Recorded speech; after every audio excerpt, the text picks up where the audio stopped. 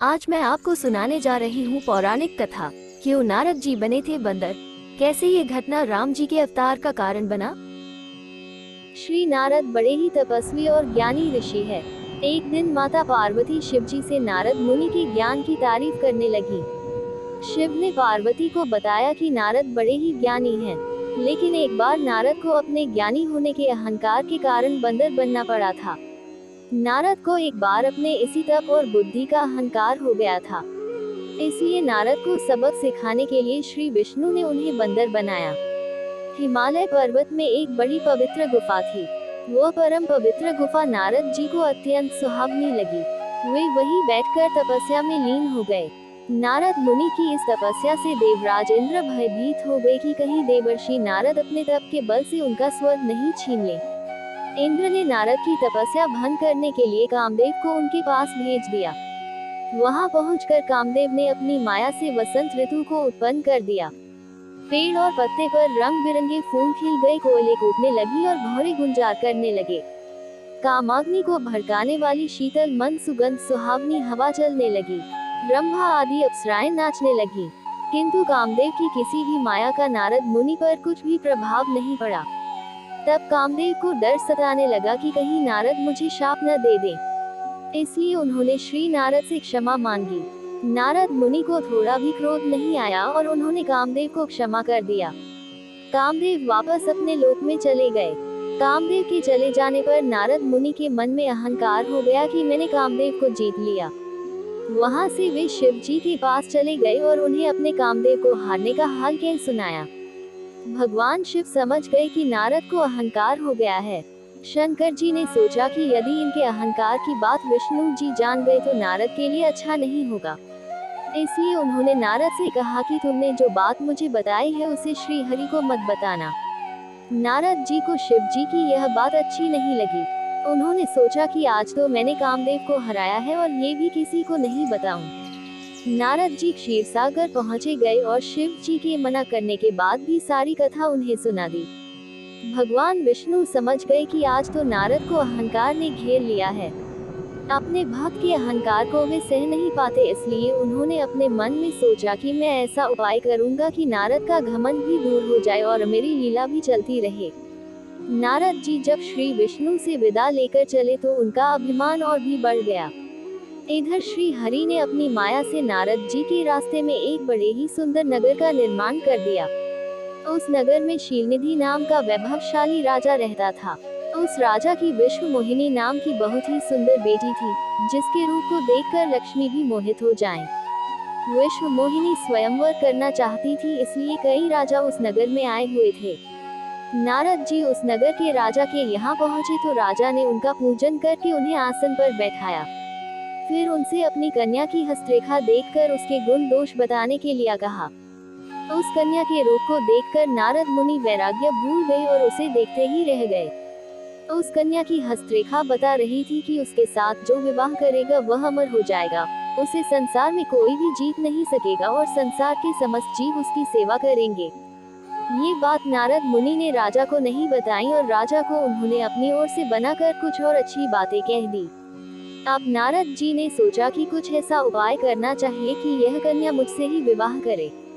ऐसा सोचकर नारद जी ने श्री हरि को याद किया और भगवान विष्णु उनके सामने प्रकट हो गए।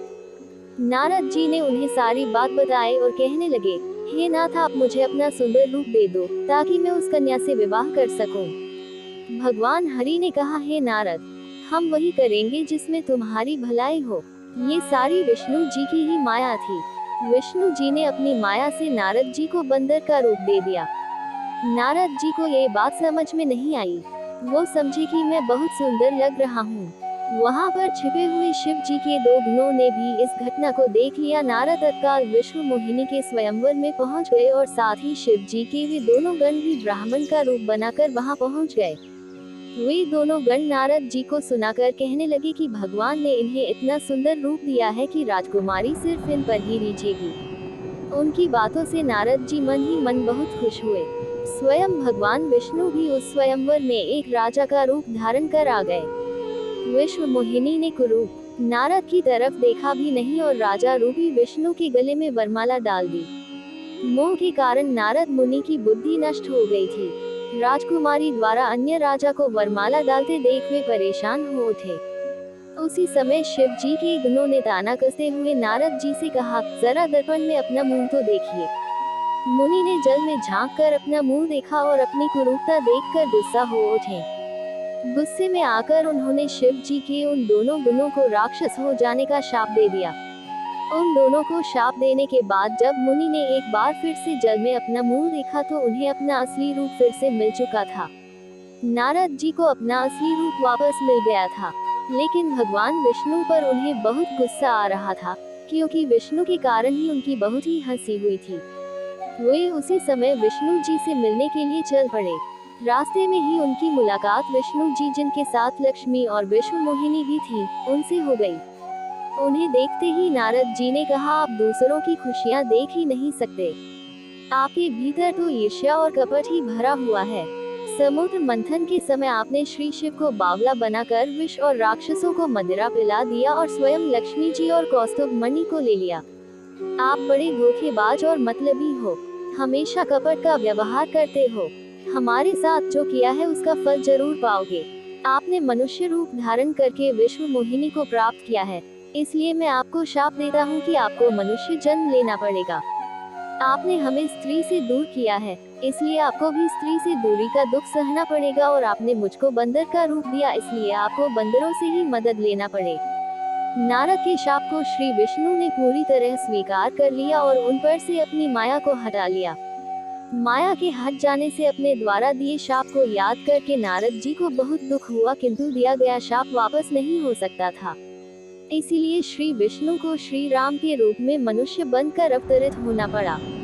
शिव जी के उन दोनों गुणों ने जब देखा कि नारद अब माया से मुक्त हो चुके हैं, तो उन्होंने नारद जी के पास आकर और उनके चरणों में गिरकर कहा, हे मुनिराज, हम दोनों शिव जी के गण हैं। हमने बहुत बड़ा अपराध किया है, जिसके कारण हमें आपसे शाप मिल चुका है। अब हमें अपने शाप से मुक्त करने की कृपा करें। नारद जी बोले, मेरा शाप झूठा नहीं हो सकता, इसलिए तुम दोनों रावण और कुंभकर्ण के रूप में महान ऐश्वर्यशाली, बलवान तथा तेजवान राक्षस बनोगे और अपनी भुजाओं के बल से पूरे विश्व पर विजय प्राप्त करोगे। उसी समय भगवान विष्णु राम के रूप में मनुष्य शरीर धारण करेंगे। युद्ध में तुम दोनों उनके हाथों से मारे जाओगे और तुम्हारी मुक्ति हो जाएगी। मेरे चैनल परफेक्ट कहानियाँ को लाइक, शेयर और सब्सक्राइब कीजिए और बेल आइकॉन को दबाना न भूले। Thank you.